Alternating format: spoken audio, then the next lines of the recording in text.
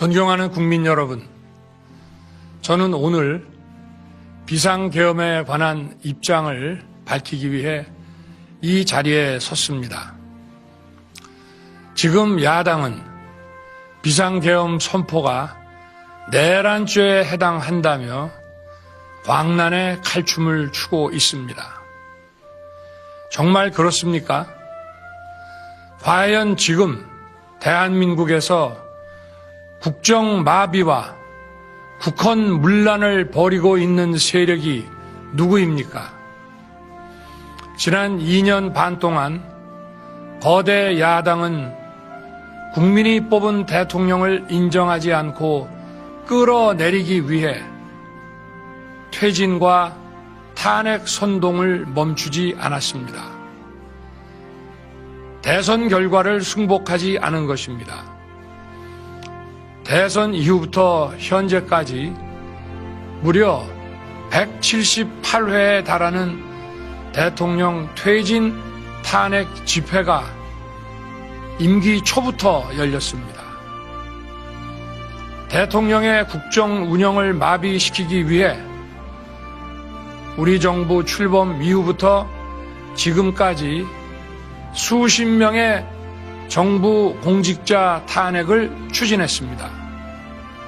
탄핵된 공직자들은 아무 잘못이 없어도 소추부터 판결 선고시까지 장기간 직무가 정지됩니다. 탄핵이 발의되고 소추가 이루어지기 전 많은 공직자들이 자진 사퇴하기도 하였습니다. 탄핵 남발로 국정을 마비시켜 온 것입니다. 장관, 방통위원장 등을 비롯하여 자신들의 비위를 조사한 감사원장과 검사들을 탄핵하고 판사들을 겁박하는 지경에 이르렀습니다. 자신들의 비위를 덮기 위한 방탄 탄핵이고 공직기관과 법질서를 완전히 무너뜨리는 것입니다. 뿐만 아니라 위헌적 특검 법안을 27번이나 발의하면서 정치 선동 공세를 가해왔습니다. 급기야는 범죄자가 스스로 자기에게 면죄부를 주는 셀프 방탄 입법까지 밀어붙이고 있습니다.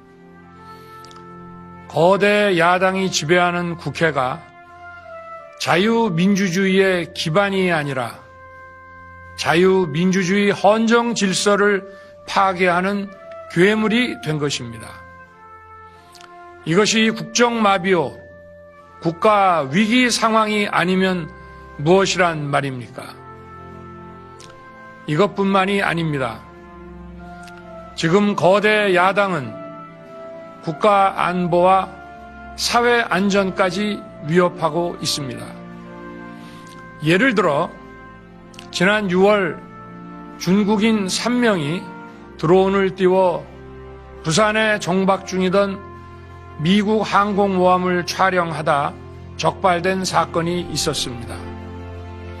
이들의 스마트폰과 노트북에서는 최소 2년 이상 한국의 군사시설들을 촬영한 사진들이 발견됐습니다. 지난달 40일에는 40대 중국인이 드론으로 국정원을 촬영하다 붙잡혔습니다. 이 사람은 중국에서 입국하자마자 곧장 국정원으로 가서 이 같은 일을 벌인 것으로 확인됐습니다. 하지만 현행 법률로는 외국인의 간첩 행위를 간첩죄로 처벌할 길이 없습니다. 이러한 상황을 막기 위해 형법의 간첩죄 조항을 수정하려 하였지만 거대 야당이 완강히 가로막고 있습니다. 지난 정권 당시 국정원의 대공수사권을 박탈한 것도 모자라서 국가보안법 폐지도 시도하고 있습니다. 국가 안보를 위협하는 간첩을 잡지 말라는 것 아닙니까?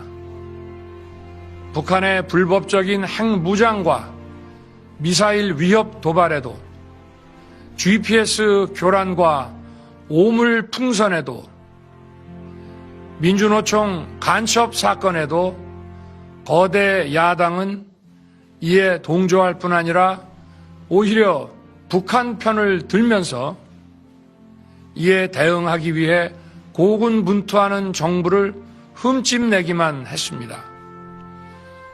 북한의 불법 핵 개발에 따른 유엔 대북 제재도 먼저 풀어야 한다고 주장합니다.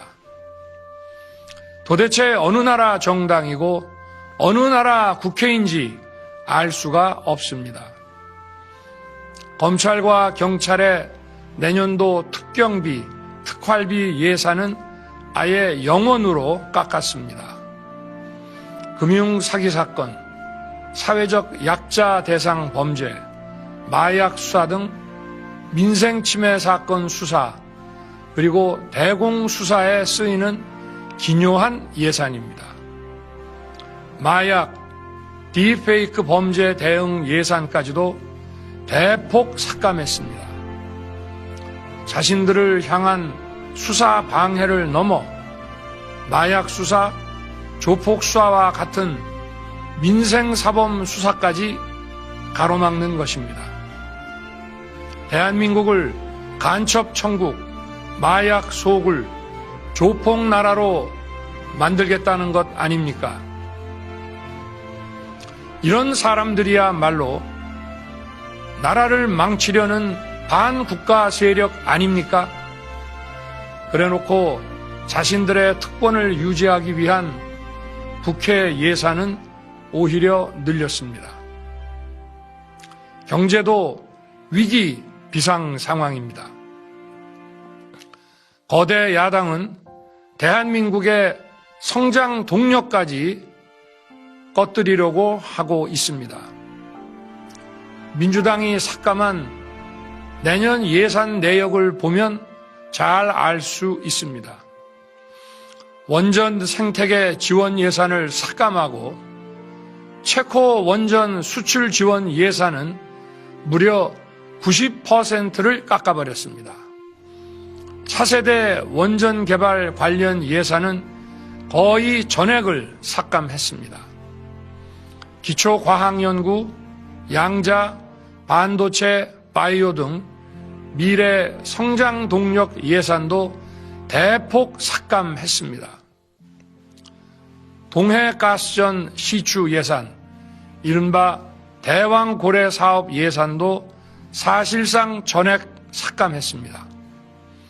청년 일자리 지원 사업, 취약계층 아동 자산 형성 지원 사업, 아이들 돌봄 수당까지 손을 댔습니다. 산업 생태계 조성을 위한 혁신 성장 펀드, 강소기업 육성 예산도 삭감했습니다. 재해 대책 예비비는 무려 1조 원을 삭감하고 팬데믹 대비를 위한 백신 개발과 관련 R&D 예산도 깎았습니다. 이처럼 지금 대한민국은 거대 야당의 의회 독재와 폭거로 국정이 마비되고 사회 질서가 교란되어 행정과 사법의 정상적인 수행이 불가능한 상황입니다. 국민 여러분, 여기까지는 국민 여러분께서도 많이 아시고 계실 것입니다. 하지만 제가 비상계엄이라는 엄중한 결단을 내리기까지 그동안 직접 차마 밝히지 못했던 더 심각한 일들이 많이 있습니다. 작년 하반기 선거관리위원회를 비롯한 헌법기관들과 정부기관에 대해 북한의 해킹 공격이 있었습니다. 국가정보원이 이를 발견하고 정보 유출과 전산 시스템 안전성을 점검하고자 했습니다. 다른 모든 기관들은 자신들의 참관하에 국정원이 점검하는 것에 동의하여 시스템 점검이 진행되었습니다. 그러나 선거관리위원회는 헌법기관임을 내세우며 완강히 거부하였습니다. 그러다가 선관위에 대규모 채용 부정 사건이 터져 감사와 수사를 받게 되자 국정원의 점검을 받겠다고 한 발 물러섰습니다.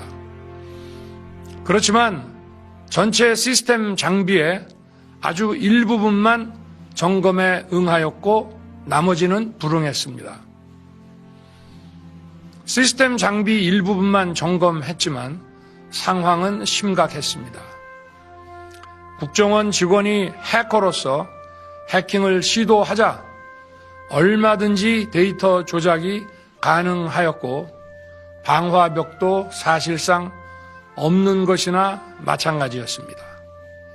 비밀번호도 아주 단순하여 1, 2, 3, 4, 5 같은 식이었습니다. 시스템 보안관리 회사도 아주 작은 규모의 전문성이 매우 부족한 회사였습니다. 저는 당시 대통령으로서 국정원의 보고를 받고 충격에 빠졌습니다. 민주주의의 핵심인 선거를 관리하는 전산 시스템이 이렇게 엉터리인데 어떻게 국민들이 선거 결과를 신뢰할 수 있겠습니까? 선관위도 국정원의 보안 점검 과정에 입회하여 지켜보았지만 자신들이 직접 데이터를 조작한 일이 없다는 변명만 되풀이할 뿐이었습니다. 선관위는 헌법기관이고 사법부 관계자들이 위원으로 있어 영장에 의한 압수수색이나 강제 수사가 사실상 불가능합니다. 스스로 협조하지 않으면 진상규명이 불가능합니다.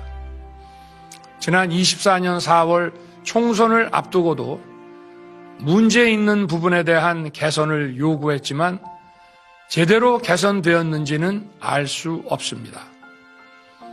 그래서 저는 이번에 국방장관에게 선관위 전산 시스템을 점검하도록 지시한 것입니다.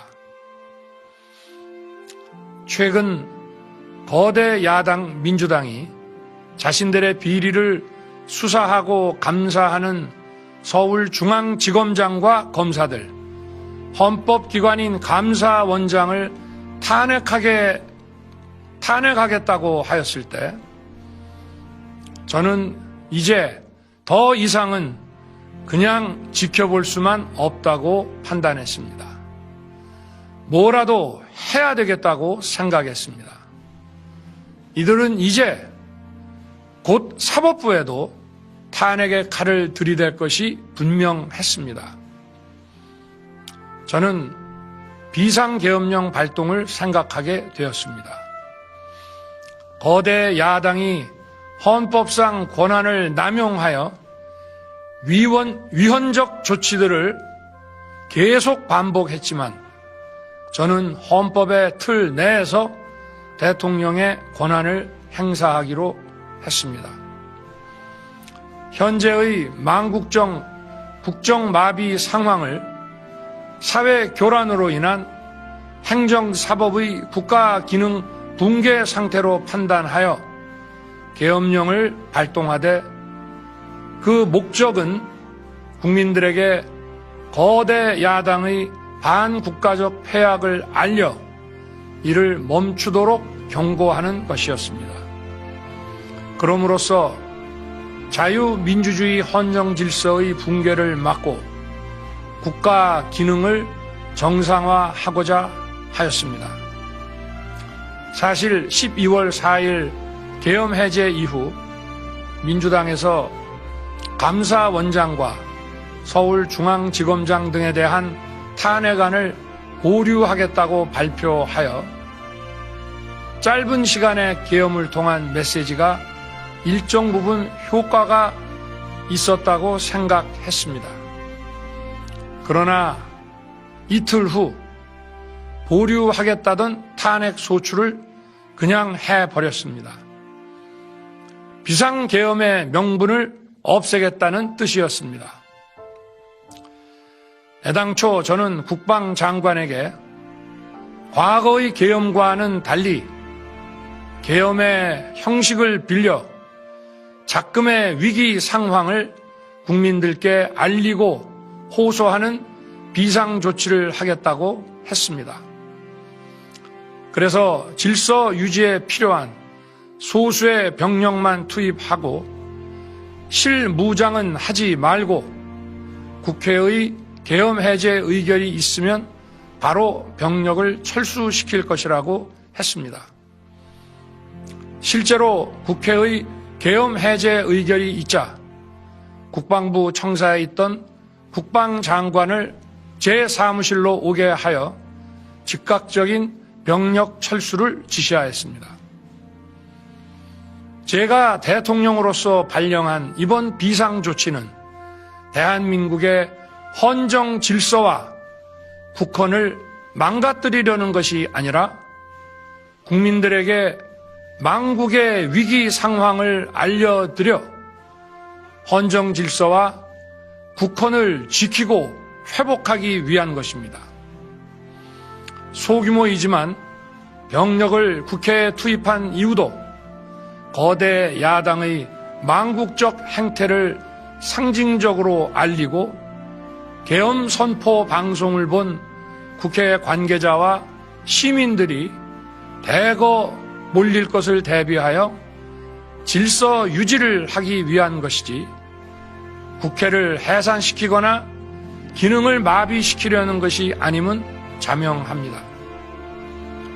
300명 미만의 실무장하지 않은 병력으로 그 넓디 넓은 국회 공간을 상당 기간 장악할 수 없는 것입니다. 과거와 같은 계엄을 하려면 수만 명의 병력이 필요하고 광범위한 사전 논의와 준비가 필요하지만 저는 국방장관에게 계엄령 발령 담화 방송으로 국민들께 알린 이후에 병력을 이동시키라고 지시했습니다. 그래서 10시 30분 담화 방송을 하고 병력 투입도 11시 30분에서 12시 조금 넘어서 이루어졌으며 1시 조금 넘어 국회의 계엄 해제 결의가 있자 즉각 군 철수를 지시하였습니다. 결국 병력이 투입된 시간은 한두 시간 정도에 불과합니다. 만일 국회 기능을 마비시키려 했다면 평일이 아닌 주말을 기해서 계엄을 발동했을 것입니다. 국회 건물에 대한 단전 단수 조치부터 취했을 것이고 방송 송출도 제한했을 것입니다. 그러나 그 어느 것도 하지 않았습니다. 국회에서 정상적으로 심의가 이루어졌고 방송을 통해 온 국민이 국회 상황을 지켜보았습니다. 자유민주 헌정 질서를 회복하고 수호하기 위해 국민들께 망국적 상황을 호소하는 불가피한 비상조치를 했지만 사상자가 발생하지 않도록 안전사고 방지에 만전을 기하도록 하였고 사병이 아닌 부사관 이상 정예 병력만 이동시키도록 한 것입니다.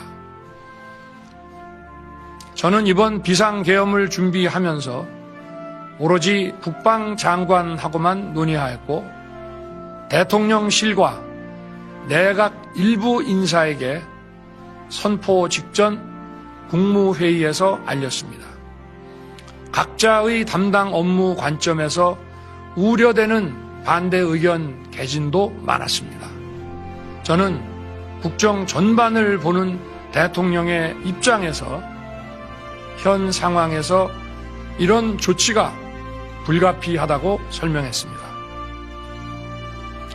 군 관계자들은 모두 대통령의 비상계엄 발표 이후 병력 이동 지시를 따른 것이니만큼 이들에게는 전혀 잘못이 없습니다.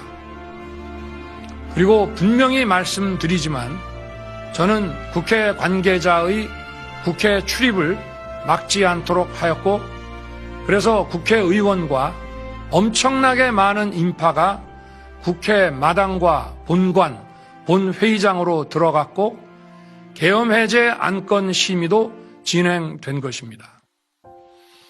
그런데도 어떻게든 내란죄를 만들어 대통령을 끌어내리기 위해 수많은 허위 선동을 만들어내고 있습니다.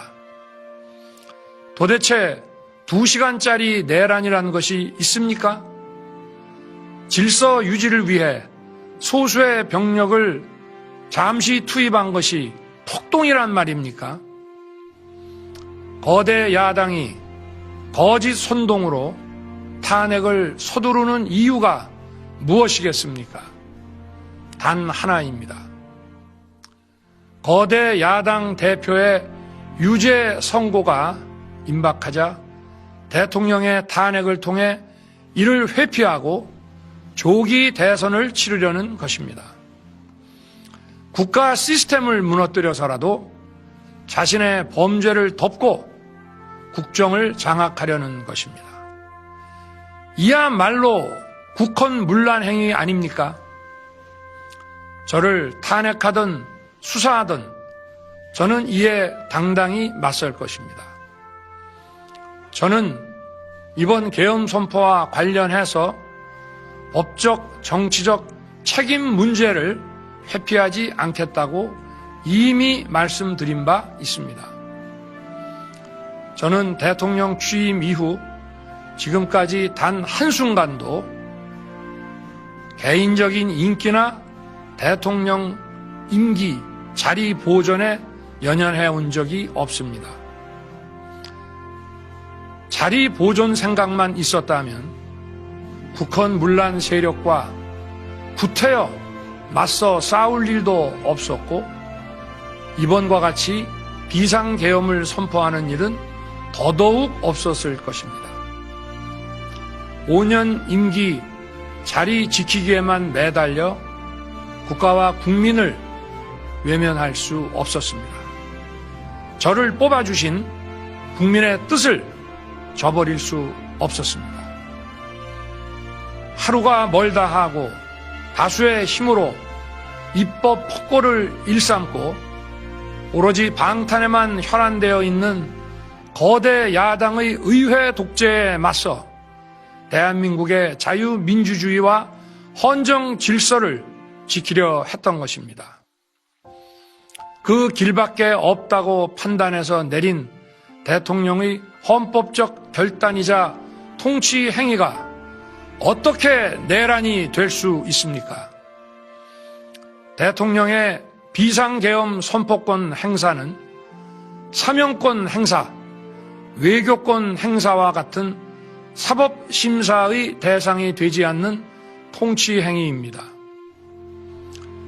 국민 여러분, 지금 야당은 저를 중범죄자로 몰면서 당장 대통령직에서 끌어내리려 하고 있습니다.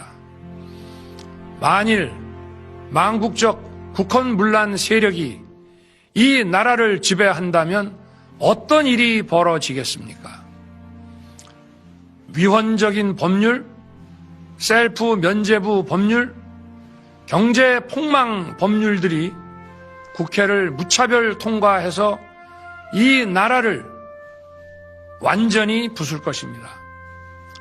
원전산업, 반도체 산업을 비롯한 미래 성장 동력은 고사될 것이고 중국산 태양광 시설들이 전국의 살림을 파괴할 것입니다.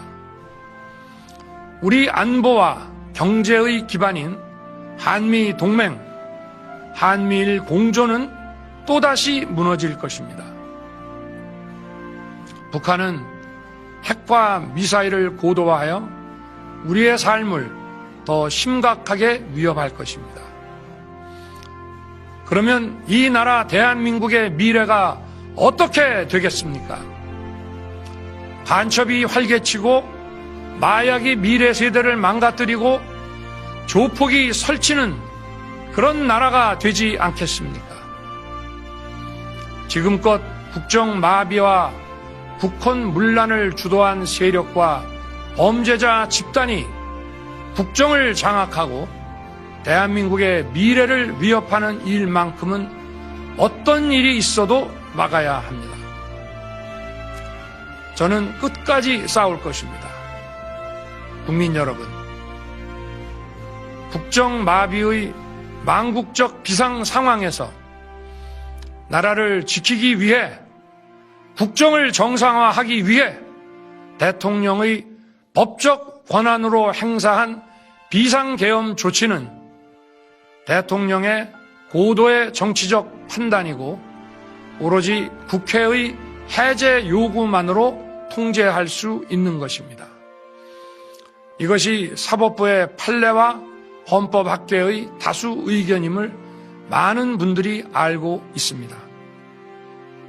저는 국회 해제 요구를 즉각 수용했습니다. 계엄 발령 요건에 관해 다른 생각을 가지고 계신 분들도 있습니다만, 나라를 살리려는 비상 조치를 나라를 망치려는 내란 행위로 보는 것은 여러 헌법학자와 법률가들이 지적하는 바와 같이 우리 헌법과 법 체계를 심각한 위험에 빠뜨리는 것입니다. 저는 묻고 싶습니다. 지금 여기저기서 광란에 칼춤을 추는 사람들은 나라가 이 상태에 오기까지 어디서 도대체 무엇을 했습니까? 대한민국의 상황이 위태롭고 위기에 놓여 있다는 생각도 전혀 하지 않았다는 말입니까? 공직자들에게 당부합니다. 엄중한 안보 상황과 글로벌 경제 위기에서 국민의 안전과 민생을 지키는 일에 흔들림 없이 매진해 주시기 바랍니다. 국민 여러분, 지난 2년 반 저는 오로지 국민만 바라보며 자유민주주의를 지키고 재건하기 위해 불의와 부정, 민주주의를 가장한 폭거에 맞서 싸웠습니다. 피와 땀으로 지켜온 대한민국, 우리의 자유민주주의를 지키는 길에 모두 하나가 되어 주시길 간곡한 마음으로 호소드립니다. 저는 마지막 순간까지 국민 여러분과 함께 싸우겠습니다. 짧은 시간이지만 이번 계엄으로 놀라고 불안하셨을 국민 여러분께 다시 한번 사과드립니다. 국민 여러분에 대한 저의 뜨거운 충정만큼은 믿어주십시오. 감사합니다.